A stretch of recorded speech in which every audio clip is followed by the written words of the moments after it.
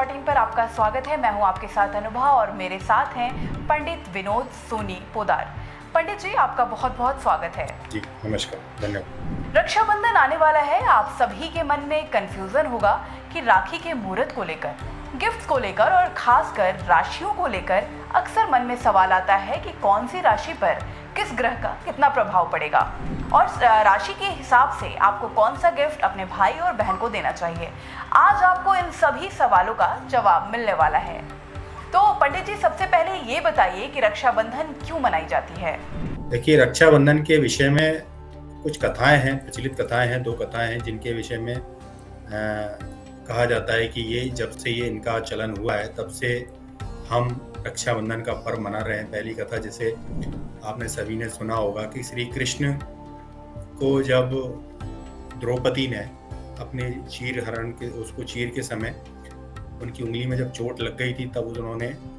अपनी साड़ी का पल्लू फाड़कर उनको पट्टी बांधी थी अपनी उंगली में। तभी उन्होंने श्री कृष्ण ने कहा था कि मैं इस चीर का ऋण, इसका कर्ज मैं एक दिन अवश्य उतारूंगा। जब तुम्हारे प्राण या तुम्हारी लाज संकट में होगी तो मैं उसका ऋण उतारने अवश्य आऊंगा, आपकी रक्षा करने अवश्य आऊंगा। भविष्य काल में ऐसा ही हुआ। जब वो द्रौपदी को जुए में पांडव हार गए थे, तब उस समय दुशासन के माध्यम से वहां पर उसको लेकर आया गया, उसकी साड़ी खींची गई, उसकी साड़ी उतारी गई। तो श्री कृष्ण से जब उसने गुहार लगाई थी, मेरे भाई, आपने कहा था कि मैं आपकी लाज बचाने आऊंगा, यहाँ पर मेरे जितने भी बलि दिग्बली, जितने भी मेरे पांच पति हैं, वो सब अपना सर झुकाए बैठे हैं। अब सिर्फ आपसे ही एक आशा है कि आप मेरी लाज बचा सकते हैं, आप मेरी रक्षा कर सकते हैं। तो वो उनकी गुहार सुन के अदृश्य रूप से वहां आते हैं और उनकी साड़ी का पल्लू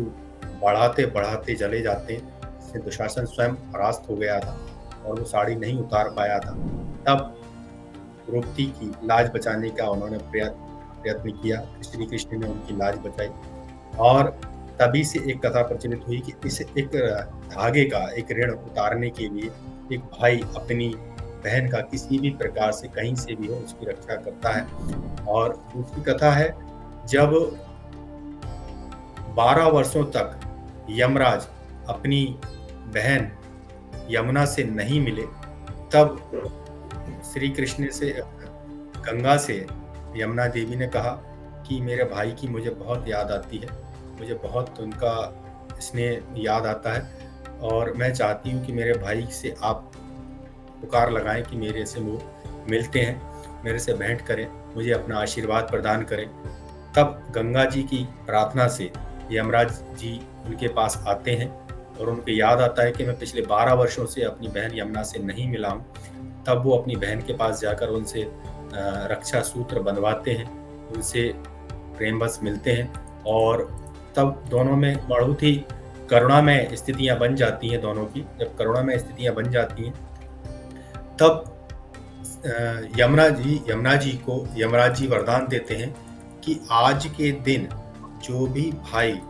अपनी बहन के से अपनी कलाई पर ये रक्षा सूत्र बंधवाएगा, अर्थात राखी बंधवाएगा, तब मैं उसको मृत्यु या मृत्यु तुल्य संकट से भी उसे बचा सकता हूँ। तब से ये प्रचलन में आया है कि एक रक्षा सूत्र जो बहन के द्वारा अपने भाई की कलाई पर बांधा जाता है, खास पूर्णिमा के दिन बांधा जाता है, सावन की अंतिम दिन जो पूर्णिमा होती है उस दिन जब बांधा जाता है, तब उसका महत्व ही विशेष हो जाता है। और यहाँ तक कि अपने भाई को किसी भी प्रकार के प्राण संकट आ रहे हों या बहन के ऊपर किसी प्रकार की लाज संकट आ रहा हो,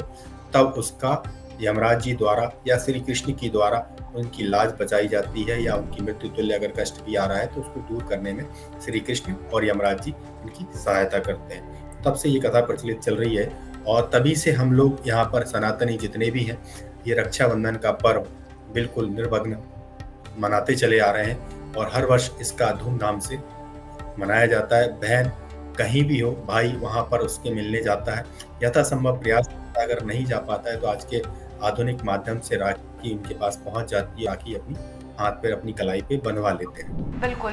पंडित जी, ये तो हो गई रक्षाबंधन क्यों मनाई जाती है। हम अगले सवाल की तरफ बढ़ेंगे और आप एक बार हमारे दर्शकों को बताइए कि राखी बांधने का इस बार का शुभ मुहूर्त क्या है।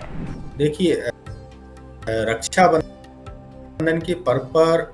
लग पाता ही है, इस बार भी भद्रा की स्थितियां हैं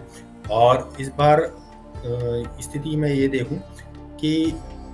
सावन का इस दिन है और सावन के अंतिम दिन जब ये पड़ रहा है और ये भद्रा काल जो है दिन में 1:20 तक रहने वाला है। तो भद्रा काल में राखी बंधवाना, ये भद्रा काल एक तरीके का एक ऐसी स्थिति है, एक ऐसा नक्षत्र है जिस पे इसको आशीर्वाद प्रदान है कि वो भद्रा काल में एक अपनी कुदृष्टि लोगों पर पड़ सकता है, दल लगा सकता है। इसलिए भद्रा के समय में हमें राखी बंधवाना इस समय उचित नहीं रहता है। तो भद्रा काल जो समाप्त होता है तो दिन में 1:20 पर हो रहा है, उसके बाद राखी हम बंधवा सकते हैं और रक्षाबंधन के इस दिन को हम शुभ मना सकते हैं। बिल्कुल, इस बार का जो रक्षाबंधन का त्यौहार है, जैसे कि हमारे पंडित जी ने बताया कि 1:20 से शुरू हो जाएगी और रात तक ये रक्षाबंधन का त्यौहार है और आप रात तक राखी अपने भाई को बांध सकते हैं। पंडित जी, हमारे दर्शकों को ये बताइए कि इस बार का रक्षाबंधन किस राशि के लिए शुभ संकेत देता है? वैसे तो देखिए, रक्षाबंधन का जो पर्व है वो सभी के लिए बहुत अच्छा है, सभी के लिए अच्छा ही फल देने वाला है और सबको किसी न किसी प्रकार से हर्ष उल्लास होता ही है। सब अपने आप किसी न किसी प्रकार से बहुत अच्छी आनंदित तरीके से मनाते हैं, सभी के लिए शुभ ही होता है। लेकिन यहाँ पर अगर हम देखें तो 12 राशियों में एक राशि का हम या कुछ राशियों के विषय में हम कहें तो ये कहना बहुत ठीक नहीं है। लेकिन हाँ, यहाँ पर अगर हम सभी राशियों के हिसाब से देखते हैं तो कुछ राशियां हैं जिनके लिए ये रक्षाबंधन का पर्व कुछ विशेष महत्व लेकर आया है, जिसमें है आपकी मेष राशि बहुत अच्छी इस समय पे चल रही है, जिसमें रक्षाबंधन का पर्व उनके लिए बहुत अच्छा होने वाला है। तुला राशि के लिए कुछ विशेष तरीके की शुभ सूचनाएं उनको मिलने वाली है, संकेत उनको मिलने वाले और दूर संचार के माध्यम अर्थात फोन के द्वारा किसी न किसी प्रकार की उनको शुभ सूचना मिलने वाली, चाहे वो व्यापारिक हो या किसी आर्थिक विषय को लेकर चल रही समस्याओं को लेकर है। तुला राशि वाले अब यहाँ पर चलते हैं तो अंतिम 7.5 जो जिस पर चल रही है मकर राशि। मकर राशि के जातकों के लिए यहाँ पर कुछ अच्छे कुछ नए उपहार मिलने वाले हैं और किसी प्रकार का जो बंधन उनके साथ चल रहा था, विशेष प्रकार की जो नौकरियों के लिए जो चिंताजनक स्थितियों में थे या जो रोजगार को लेकर परेशान थे, तो ये राखी के पर्व के बाद से चीजें उनके जीवन में कुछ कुशल हो रही है, कुछ ठीक होने की संभावनाएं बन रही है। और यहाँ पर हम सभी 12 राशियों के लिए एक मैं विशेष कुछ लेकर आया हूँ और मैं बताना चाहता हूँ कि सभी 12 राशि वाले जितने भी जातक हैं वो इस समय पर बहन हो या भाई हो ऐसा क्या काम करें, ऐसा क्या करें या एक दूसरे को ऐसा क्या खिलाएं या एक दूसरे को ऐसा क्या उपहार में दें जिससे उनकी चीज़ें थोड़ी सी अच्छी हों, ज़्यादा बेहतर हों और उनके जीवन में थोड़ी सी खुशहाली अच्छी से आए और उनके जीवन हर्ष उल्लास से उनका जीवन निकले और साथ ही साथ ये जो पर्व है, पर्व का उचित लाभ भी उनको मिल पाए। तो इसमें प्रथम राशि जैसे आती है मेष राशि। मेष राशि के भाई बहन अगर कोई ये, चाहे वो भाई हो या बहन हो, एक दूसरे को अगर वो पिस्ता या बादाम खिलाते हैं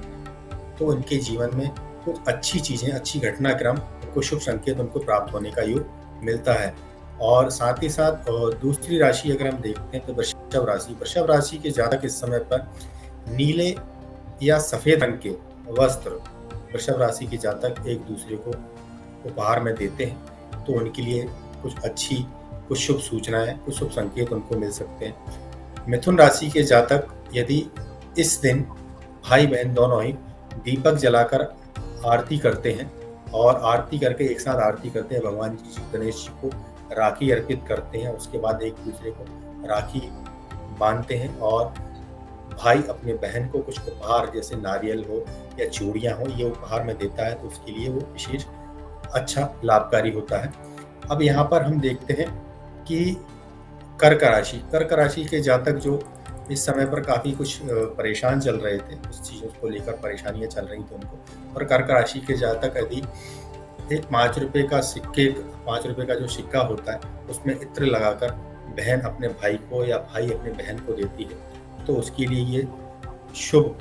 अंक के रूप में उसके काम करेगा और वो जो इत्र लगा हुआ पैसा है उसके पैसे की वृद्धि करता रहेगा। उसको साल भर जो समस्याएं चल रही थी पिछले साल से, वो समस्याएं उसके सिक्के की बदौलत कम हो जाएंगी। और सिंह राशि के जातक जो हैं भाई बहन आपस में एक दूसरे को मिश्री और इलायची अगर खिलाते हैं तो उनकी साथ जो समस्याएं चल रही थी उन समस्याओं का काफ़ी कुछ निदान होगा, वो समस्याएं दूर होंगी। और साथ ही छठवीं राशि जो होती है वो कन्या राशि। कन्या राशि के जातक भाई बहन जो है आपस में एक दूसरे को लाल चंदन से टीका लगाते हैं। लाल चंदन का जो सही लाल चंदन होता है उसको घिसकर अगर एक दूसरे को तिलक करते हैं, टीका लगाते हैं, तो उनकी कई सारी चीज़ें, मनोदशाएं, जो चीज़ें वो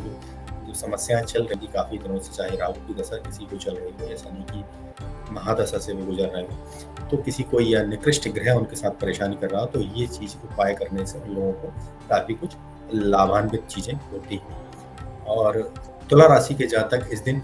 एक दूसरे को, भाई बहनों को केसर का टीका लगाते हैं, तो इन दोनों के लिए काफ़ी कुछ शुभ संकेत देता है। और 8वीं राशि जो होती है वृश्चिक राशि है। वृश्चिक राशि के जातक अपनी बहन को काजल देता है और बहन अब भाई को अष्टगंध से टीका लगाती है, तो उनके लिए जीवन में काफ़ी कुछ उन्नति का योग बनता है, काफ़ी कुछ अच्छी अच्छाइयाँ और बहुत बड़ा संकेत कुछ उनको मिलता है भाई के। और साथ ही धनु राशि के जो जातक हैं, धनु राशि के जातक भाई बहन जो आपस में एक दूसरे को कोई इत्र है, परफ्यूम है, ये एक दूसरे को गिफ्ट करते हैं, तो इन लोगों के लिए थोड़ा ज़्यादा लाभकारी होने वाला है। सुगंधित द्रव्य एक दूसरे को देने के लिए वो उनके लिए बड़ा ही लाभकारी होने वाला है। मकर राशि जिस पर अंतिम साढ़े साथी चल रही है, भाई बहन एक दूसरे को पीले रंग के वस्त्र और गुलाबी रंग की कुछ चुनरी अगर एक दूसरे को दान करते हैं, भेंट में देते हैं, तो उनके लिए काफ़ी कुछ अच्छा उचित चीज़ें उनके साथ लाभकारी होने वाली हैं। और साथ ही 11वीं राशि जो कुंभ राशि है, कुंभ राशि के जातक भाई बहन जो हैं एक दूसरे को मीठे में गुड़ खिलाकर एक दूसरे को गुड़ खिलाते हैं। साथ ही वो रोली से टीका करके और कुशा से जल छिड़कते हैं एक दूसरे को। कुशा एक प्रकार की जड़ जो होती है उससे जल छिड़कते हैं एक दूसरे को, जिससे उनका शुद्धिकरण होता है और काफ़ी चीज़ें उनकी परंपराएं चल रही थी साढ़े साथी की वो दूर होती हैं। और मीन राशि के जो जातक हैं जिन पर साढ़े साथी का प्रथम चरण चल रहा है और भाई बहन एक दूसरे को नारियल और मिश्री भेंट करते हैं, तो उनके जीवन में काफ़ी कुछ सारी चीज़ें ठीक होती हैं। अब यहाँ तो हुआ एक छोटे छोटे से मैंने कुछ उपाय बताए। अब इन 12 राशियों में जो खास राशियाँ हैं, जैसे अभी जिससे साढ़े साथियाँ चल रही हैं, जिनकी साढ़े साथी में पीड़ित राशियाँ चलती हैं, साढ़े शनि की ढैया से पीड़ित राशियाँ चल रही हैं, या शनि की महादशा या शनि की अंतरदशा से कुछ लोग पीड़ित अगर चल रहे हैं, तो इस समय पर इन राशि वाले, जैसे कि मकर राशि साढ़े साथी का अंतिम चरण से गुजर रही है, कुंभ राशि है जो मध्य चरण से गुजर रही है, मीन राशि है जो अंतिम चरण से गुजर रही है, और साथ ही वृश्चिक राशि है जो वृश्चिक राशि शनि की ढैया से पीड़ित चल रही है, और साथ ही कर्क राशि भी शनि की ढैया से पीड़ित चल रही है, या कोई अन्य किसी भी राशि का जातक है अगर जो शनि की महादशा से ग्रसित चल रहा है या अंतर्दशा से ग्रसित चल रहा है, या राहु की अंतर्दशा से, राहु की महादशा से ग्रसित चल रहा है, या केतु की महादशा से ग्रसित चल रहा है, तो ऐसे में मेष राशि से मीन राशि तक का एक छोटा सा उपाय मैं उन लोगों के लिए इस राखी के पर्व पर बताना चाहूँगा कि सभी कोई भी किसी भी प्रकार की ग्रह दशाओं से या साढ़े साथी से, शनि की ढैया से, या राहु काल से, या राहु की महादशा से, केतु की दशा से, या मंगल अनिष्ट चल रहा है, या चंद्रमा ही अनिष्ट क्यों ना चल रहा हो, ऐसे ही ग्रहों से अगर वो प्रभावित चल रहे हैं, तो शनि या किसी भी ग्रह से प्रभावित चल रहे हैं, तो इस समय पर इस रक्षाबंधन की पूर्णिमा पर जैसे ही भद्रा काल समाप्त होता है, दिन में 1:20 के बाद से राखी बंधवाने के बाद, और वो हनुमान जी के मंदिर में जाकर हनुमान चालीसा का पाठ 5 बार करते हैं, एक गीता दीपक लगाते हैं और उनको साथ में तुलसी के पत्तों की माला बनाकर उनको ले जाकर पहनाते हैं हनुमान जी को। तो ये निश्चित रूप से इन लोगों के जितने भी जातक जो लोग परेशान चल रहे हैं, किसी भी परेशानी से पीड़ित होकर चल रहे हैं, तो उन सभी की समस्याएं हनुमान जी की कृपा से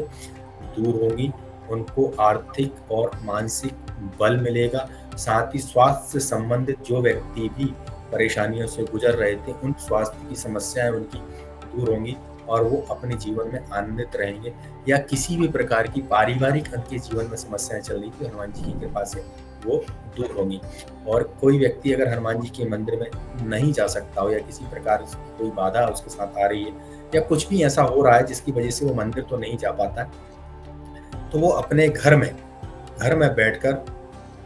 श्री राम रक्षा स्तोत्र का पाठ कम से कम 11 बार करे, घी का दीपक लगाकर, तो श्री राम जी की कृपा उसके ऊपर पड़ेगी और निश्चित रूप से उसके जीवन में कुशल मंगल होगा और ये राखी का पर्व उनके लिए आनंददायक चीजें लेकर आएगा। क्योंकि ये सावन का महीना है और सावन के अंतिम दिन रक्षा बंधन का पर्व मनाया जाता है, तो इसमें आप देखेंगे इस बार कि रक्षाबंधन का पहला दिन जो था उस दिन भी सोमवार था। सोमवार का पहला दिन सावन का था, जिसमें सावन और सोमवार का मिला जुला संगम जो बहुत ही शिव जी के रूप में बहुत ही ज्यादा विशेष कृपा देने वाला होता है। शिव जी की बहुत कृपा प्राप्त होती है और अंतिम दिन जो श्रावण का अंतिम दिन जिस दिन पूर्णिमा है, रक्षाबंधन का पर्व मनाएंगे, तो वो दिन भी शिव जी की बड़ी कृपा का है। शिव जी बहुत ही कृपालु है और इस दिन अगर शिव जी के मंदिर में जाकर पहले रक्षा उनको अर्पित करते हैं, रक्षा सूत्र उनको बांधते हैं, अर्पित करते हैं और उनसे प्रार्थना करते हैं कि हे प्रभु, हमारे जीवन में किसी भी प्रकार की जो बाधा संकट चल रही थी उसको आप दूर करें, आपकी कृपा हमारे ऊपर बनी रहे, ऐसी आप अपनी हमारे ऊपर अनुकंपा करें। और साथ ही रक्षा सूत्र एक दूसरे को भाई बहन वहीं पर बैठकर अगर वो बांधते हैं तो और भी विशेष लाभकारी हो जाता है। और ऐसा नहीं हो पाता तो शिव मंदिर में वहां बैठकर उनको शिव जी को बेलपत्र अर्पित करें और बेलपत्र अर्पित करने के बाद वहीं बैठकर श्री राम रक्षा स्तोत्र का अगर वो पाठ करते हैं तो मैं जानता हूँ निश्चित रूप से उनके जीवन में किसी भी प्रकार की अगर समस्याएं चल रही थी तो वो सारी समस्याएं उनकी दूर हुई। तो सारे किसी भी प्रकार का वो अगर वो उपाय नहीं कर पा रहे हो या कुछ भी नहीं कर रहे, शिव जी के मंदिर तो अवश्य ही जाएं, उनको जल अर्पित करें, बेलपत्र अर्पित करें, रक्षा सूत्र उनको चढ़ा, वहीं बैठकर राम रक्षा स्तोत्र का पाठ करें तो उनके जीवन की अभी जितनी भी समस्याएं चल रही थी वर्तमान की, आप देखेंगे कि कुछ दिनों में वो समस्याएं समाप्त हो गई हैं और उनका जीवन आनंद की ओर आगे बढ़ रहा है। बिल्कुल, उम्मीद करते हैं आपको रक्षाबंधन से जुड़े सारे सवालों का जवाब मिल गया होगा। अगर आप भी अपने जीवन में तरक्की चाहते हैं और कुछ सुझाव के लिए पंडित जी से कांटेक्ट करना चाहते हैं तो स्क्रीन पर नीचे दिए गए नंबर पर कॉल करें। फिलहाल वक्त हो गया है आपको अलविदा कहने का। आपको ये जानकारी पसंद आई तो लाइक, शेयर और सब्सक्राइब करना बिल्कुल ना भूलें और देखते रहिए newsviews.in।